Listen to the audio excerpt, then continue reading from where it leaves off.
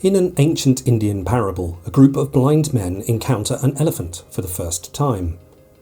Wanting to understand it, but restricted to touch, each man shares their experience. The first gets hold of a leg and exclaims that an elephant is like a tree. The second feels a tusk and thinks the elephant is a spear.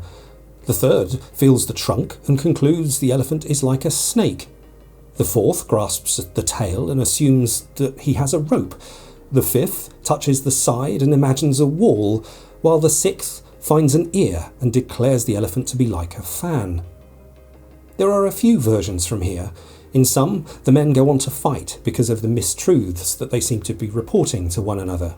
In others, the men listen and collaborate to discover that they were all partially right, and in turn come up with a more accurate shared mental image for the whole animal.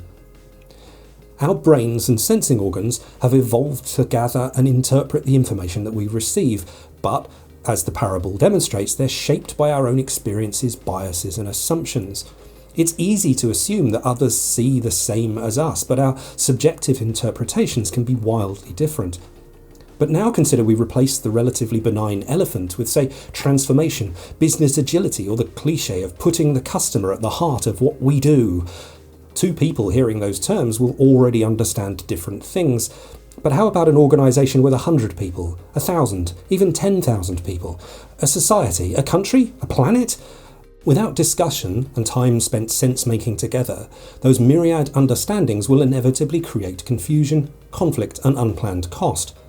When you do invest time in discussion, you might not always like what you hear, but it's an ancient, well-trodden and effective path to shared understanding.